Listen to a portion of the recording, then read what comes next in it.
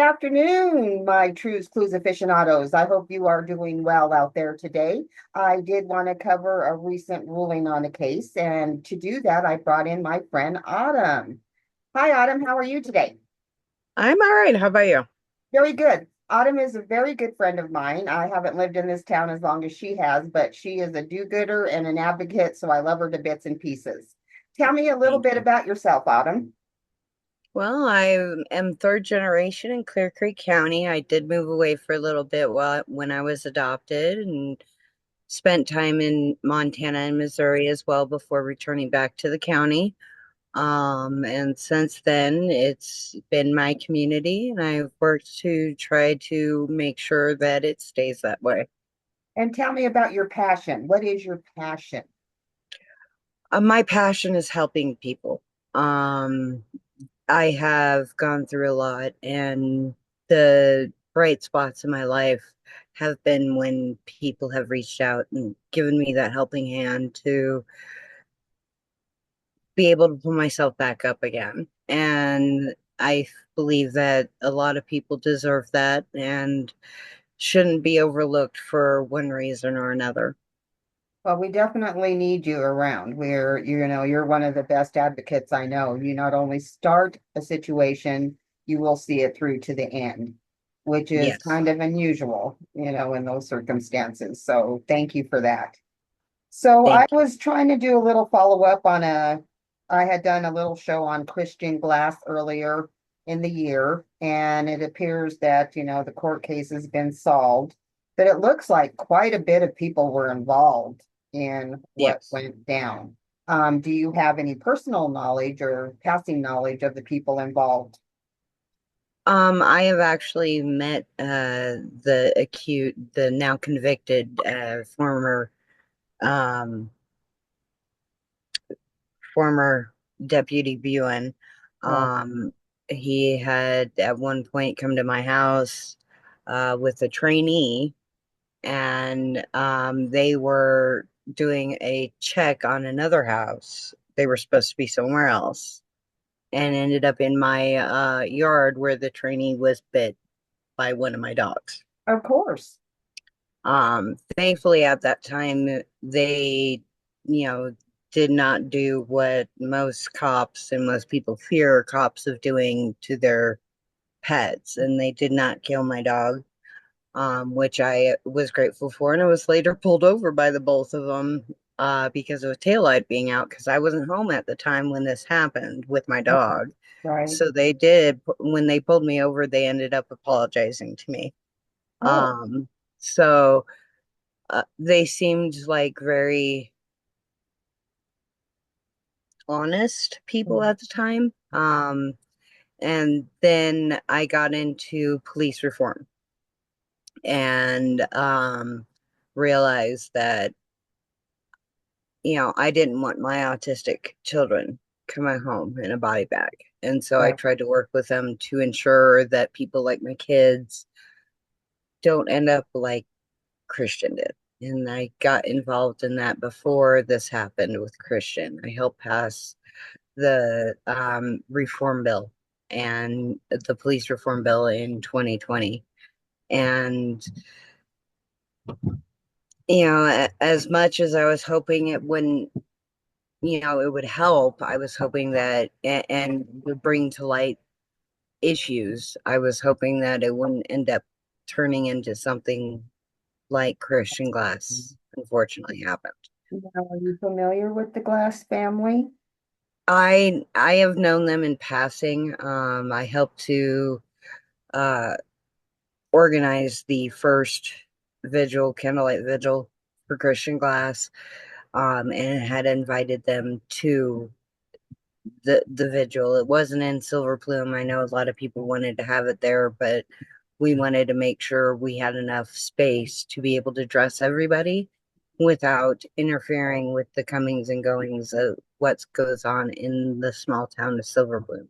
Right. Being that it is such a big case, and I don't know if you have seen, I apologize. I don't know if you had seen the fact that Christian was buried in his hometown of or home Yes, state of New yes, Zealand. yes. But he did have dual citizenship, just like his family does. And when it happened, all I could see was my kid in that Yeah. place, in that Now, position. Autumn is And saying that because she's fighting the school system. everything I was trying to prevent to begin with came to fruition, and it was heartbreaking, and I did not want it to get to that point. Um, at the time when Christian was killed, I was actually working with several other people to try to get a co-responder program here, which unfortunately, due to my involvement with the police reform law, um, I was not able to get in in constant communication or adequate communication with the sheriff's office at the time. And you know, when what happened to Christian Glass, we had other people. I had other people helping me, and we were able to start to get the program created here. It, too little, too late, sadly, Right. Well, but but for the hopefully future, we it's can good. prevent it from happening in the future. Again, that is going to take a lot of repairing of relationships between law enforcement and the community and getting The law trust enforcement value. to what Yeah. they need to be so that the community can again trust them. And it's been a difficult path. It's And going to need a lot of rebuilding for sure. it took Christian's case to do it because before um Christian was killed, Colorado State Patrol was not included as part of the people underneath Oh, 217. interesting. But Yeah, because of the lawsuit, they are now included in it, nice. in having to be held to the same standards. It only So, makes sense though why they wouldn't be included in something that they're involved in. right, exactly. But because state troopers are a different breed is of law enforcement is how Senate Bill 2217 was kept them exempt. How And can that was an police unfortunate be part. held above the law? Anytime Mhm. anybody's going to be held above the law, there's going to be an extreme situation where those boundaries are going to be pressed. There's no two ways about it. And And that's what happened in Christian's gentleman case. was just trying to come home from a trip and needed Hmm. help. So Yep. things seem like they escalated rather quickly because he didn't follow orders, it seems. I don't know. Um, and then things just went from there. It didn't have to escalate like that. And fortunately, I have learned that since Idaho Springs Police Department does have the full CIT training, all of their staff does now. Prior to Christian Glass, the only law enforcement agencies that had any kind of CIT training was Idaho Springs Police Department, but they only had the 8-hour refresher course. Okay. And only one of the two responding officers from ISPD had that training at the time. So I thought there was like two other deputy involved, two women that were determined to be not guilty that were on scene as well. Those were the wildlife officials. Oh, goodness They gracious. provided some backup, but are technically not held to those same Right. standards. They honestly are hardly Oh, they ever were put in that probably kind of terrified. situation. Yeah. Yeah. Well, what So, department they but got to the glass you know, family. and I don't know if our forest rangers or forest officials are covered underneath of 217. I don't think they are. I would think Um, not, although I can see a situation where you'd have to defend yourself on they it. don't have to be post certified, Right. which is where this all lands, is those who are post certified should have the training because it's required underneath their own standards and regulation now. Um, but Forest officials don't have to go through that. They have to go through some of it, but not all of it. But basically, the people that were involved were basically on scene Mhm. confronting Christian from the Right. outset, and then things took a left from there. They may have been backup, but they didn't probably get involved in it at all, unless it, Not really. yeah, The ones that question anything as far as lethal force, at least over the airwaves, was Colorado State Patrol. Um, why are we thinking of using lethal?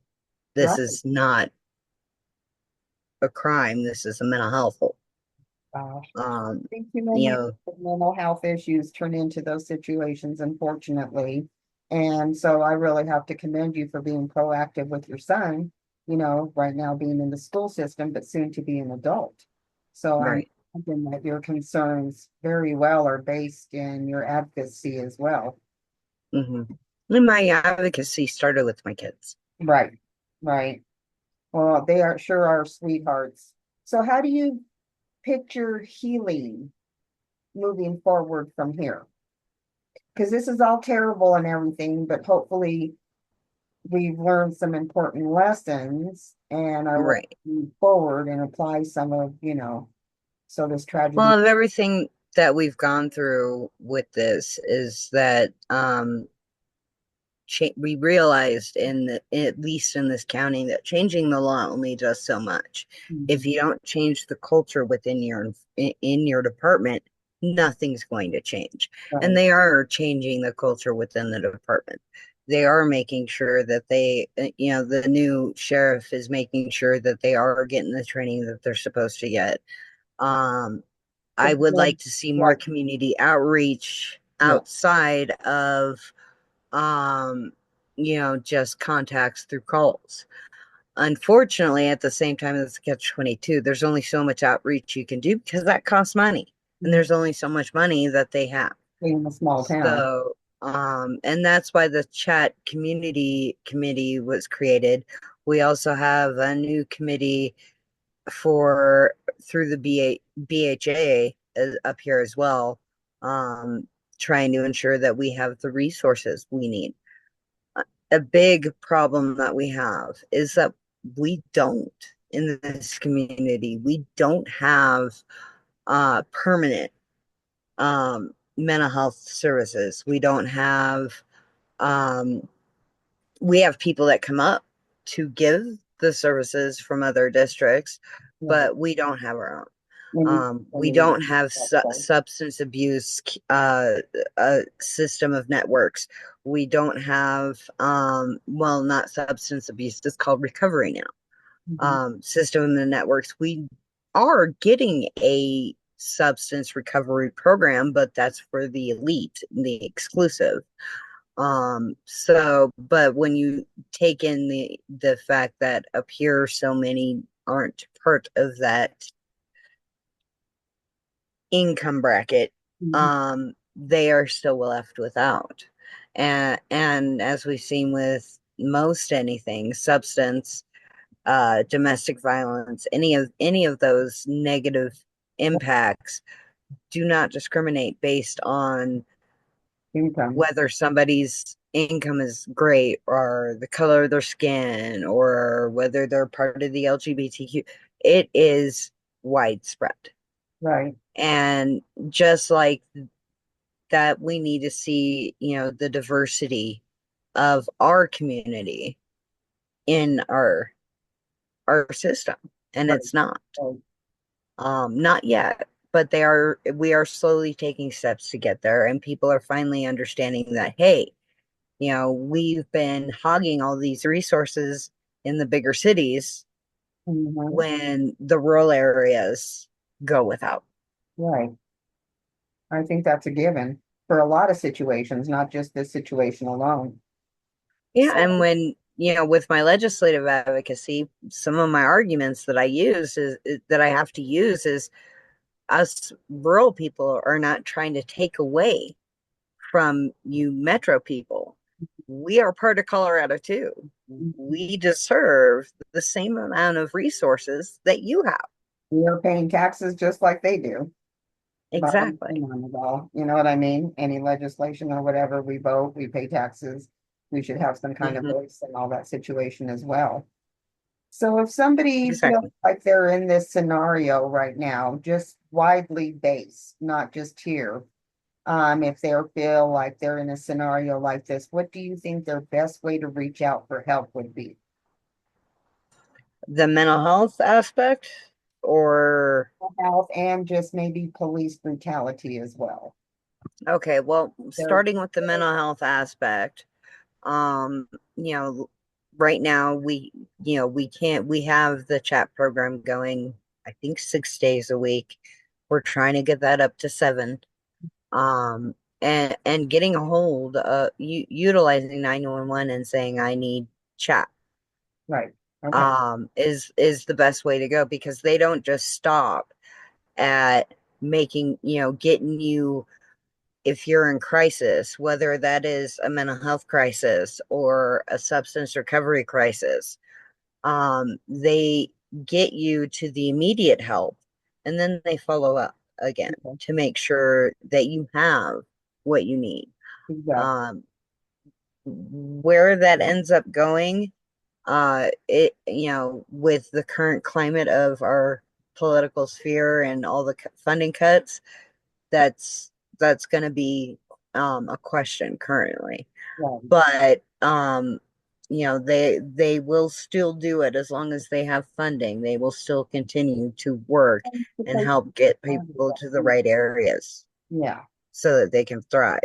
Now, with police brutality, um, which, the reality is we hope it doesn't continue.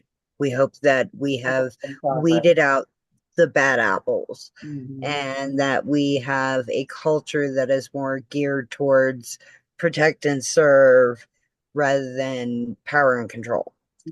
Um, you know, and that's the goal, is to make sure that they're out and they're gone, and remain that way, and that we bring in the resources. But if it ever does happen, um, the person who has experienced it, um, would need to reach out to an advocacy group in their area to get them connected to the right resources. Um, if they have a robust mental health system, seek out supports through there as well. Um, if they noted in during the brutality incident that nobody intervened, no, don't know if anybody's reported, then they need to get a hold of the AG's office, at least here in Colorado. Okay. Um, you know, Colorado has the most sweeping reform laws in the country, but it's not perfect. And, making sure that the infrastructure we have is sustainable is a key priority. In other states, I honestly don't know what they can and can't do. Right, right. But at least in Colorado, they have those options. Well, I Um, figure that if you want to start your little grassroots movement in your state, you would, want to brush up on what the current Current situation is. laws are, That yeah, would and affect what you. resources are available. Yeah, kind of move from there, but it's always going to be something where you're going to look at some kind of advocacy in your area to move forward. Would that be correct? Or Yeah, maybe it'll even some be punchy also.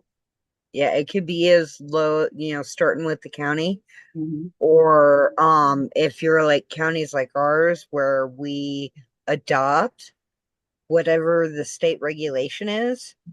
We rarely change it to need to utilize for our own purposes. But you might have to start at the state level for the state to tell the county, this is what you gotta fit in to. This is the guidelines we have that you need to utilize. Right. Um, and that's, it all depends on what the dynamic is. So For basically, here, I would you're start at the empowered. state. Yeah. But basically, it should empower you to be able to learn about how it works in your state and move forward from Mhm. there if you're interested in being that type of advocate. Reach out to, your local lawmakers or code creators. I don't know what Yeah. exactly, county commissioners. Reach out to the head of the department that you're interested in seeing change in, whether it's mental health, housing, Yeah. police department, Mhm. um, or whoever oversees them. So the county manager, city manager, things like that. Mhm. Well, thank you for taking your time today to participate in my channel. I just want to reach out to both sides of the fence on the Christian Glass scenario. I know there's no winners there. It's kind of a lose-lose scenario at this point in time. But like you said, Yep. maybe good things will come out of it moving forward, as things often do politically, unfortunately. It Yeah. took something, large to make movement. But I am Unfortunate. hopeful for your child because I know that he's got you on his side. So thank you, Oh, Autumn. Love you. thank you. Talk to you Love in a you minute. too. Okay, Talk to you later. bye. Bye.